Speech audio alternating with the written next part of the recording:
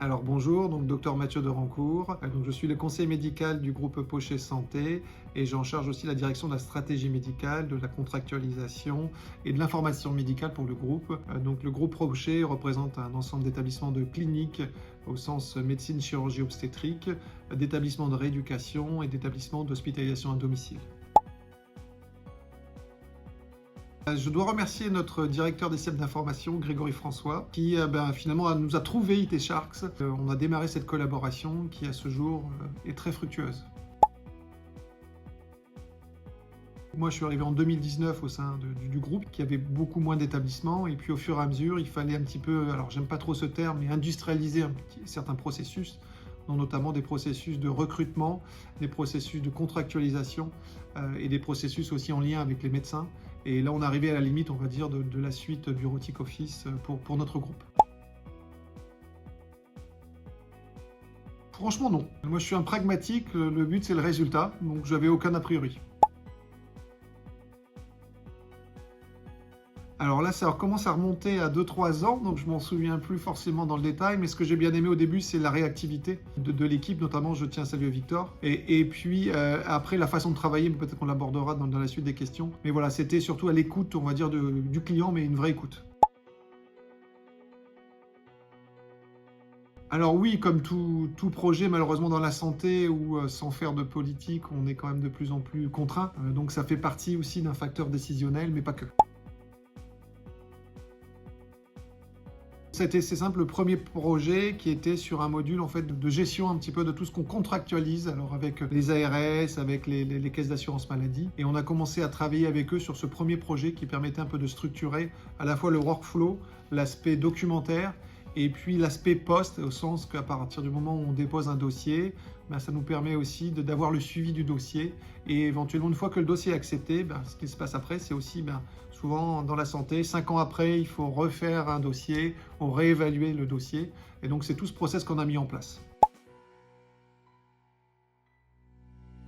Alors, honnêtement, non, ça n'a vraiment pas été une barrière. Même, je vois dans les recettes des produits, voilà, il y a ce qu'on fait souvent. Moi, je faisais un petit retour, un petit rétex par Word. Et puis, si vraiment il y avait quelques difficultés de compréhension, mais des fois, ça aurait pu arriver aussi entre nous, enfin, sans forcément la barrière de la langue, on fait un petit point d'une demi-heure, de manière à montrer concrètement, par exemple, les bugs qu'on a pu relever. Il y a deux aspects que je trouve, pour avoir participé à d'autres projets, il y a deux aspects que je trouve très bien. Le premier, alors c'est le premier travail qui est réalisé avec Victor, c'est finalement, alors je ne sais plus le nom de son outil, mais on crée un peu l'arborescence de toutes les fonctions du cahier, en fait, qui est le cahier des, voilà, Miro, le cahier des charges. Et justement, ce cahier des charges, je trouve c'est très important puisque ça permet aussi à l'interlocuteur de comprendre notre besoin et puis de le matérialiser. Ça, moi, je trouvais ça vraiment cette méthode de travail, parce que j'ai eu l'habitude de travailler auparavant où on faisait des cahiers de charges classiques, pas papier mais dématérialisé. Là, c'est vraiment très concret. En plus, ça permet nous de se réinterroger sur certains process. Et le deuxième aspect que je trouve qui est très bien, c'est qu'on passe à l'étape design. Et ça, c'est vraiment super. Alors, on l'appelle cocotte, je ne sais pas si je peux dire ça, mais voilà, c'est celle qui s'occupe du design pour IT Sharks. Et on travaille vraiment les écrans. Et je trouve que ça, c'est vraiment super, parce que finalement, on est l'utilisateur final. Et quelque part, la machinerie derrière, j'ai envie de dire, on s'en fiche un peu. Après, c'est le boulot des développeurs de mettre en musique les écrans qu'on veut avoir. Donc ça, c'est vraiment, je trouve, c'est vraiment ces deux points-là qui sont vraiment très importants et qui nous a permis de développer un deuxième, puis un troisième projet et probablement d'autres projets. La direction informatique, en tout cas sur les projets, en fait, finalement, elle vient au début et à la fin. Quand on a contractualisé avec IT Shark, au début pour s'assurer que tout soit bien conforme, les contrats, etc. Et puis après, je dirais toute la partie, là, finalement, cahier des charges, design, c'est vraiment, on va dire, le commanditaire chez nous. Donc, en l'occurrence, là, c'était moi. Donc, finalement, l'utilisateur final, il n'y a pas que moi, mais les équipes, mais enfin, les utilisateurs finaux. Et puis, finalement, Grégory intervient à la fin, quand il faut livrer. Et puis, s'il y a besoin de sécuriser, donner accès au serveur, etc. Donc voilà, je dirais au début et à la fin, pas sur les mêmes aspects. Et puis au fur et à mesure, finalement, c'est de plus en plus fluide puisqu'on se connaît de mieux en mieux. Alors bon, on a un contrat de maintenance qui est mensuel, qui permet justement, alors jusqu'à un certain nombre de limites, de faire un petit peu évoluer le produit, de faire quelques ajustements. Et puis voilà, si on demande de nouvelles fonctions, voilà, ça sera sur devis aussi. Jusqu'à ce jour, très bonne. Là récemment, là, je suis en train de recéter notre dernier programme, qui est un programme en fait, de recrutement, parce que nous on a des petites spécificités au niveau du recrutement des médecins. La partie, pas finale, mais la partie recette, est à 85-90% était déjà opérationnelle. Après, c'est les 10%, les petits bugs, ou éventuellement de mon côté, 1 ou 2 points que j'avais pas forcément appréhendés. Donc là-dessus, c'est vrai qu'il nous livre un produit vraiment quasi finalisé. On perd pas de temps, je dirais, après à le réajuster. Et je pense que ça vient de la démarche, comme je disais, le workflow fait avec l'outil, j'ai encore oublié, Miro. Voilà.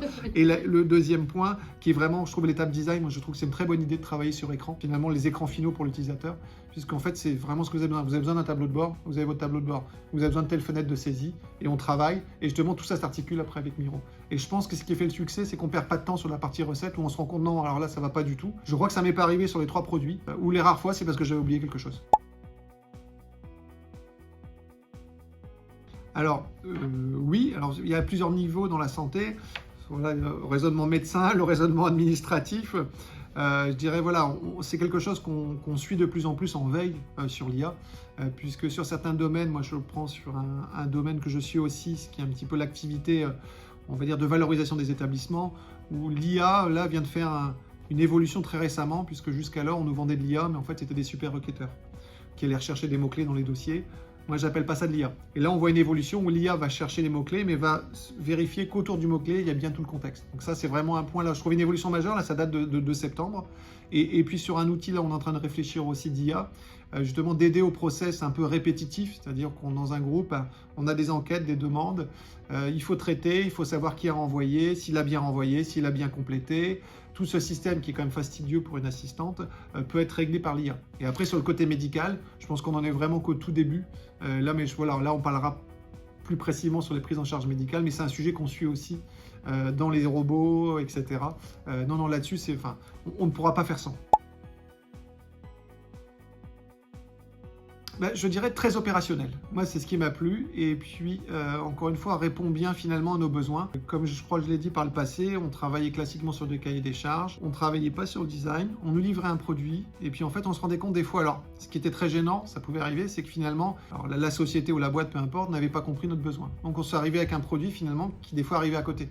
Ou des fois, deuxième solution, on arrivait avec un produit, mais finalement, il fallait refaire des transformations profondes puisque ça ne correspondait pas. Là, c'est vrai qu'honnêtement, et je n'ai pas d'action chez Sharks, on arrive quand même à un produit qui est, allez, comme je l'ai dit, 80%, suivant les produits à 90% déjà fini.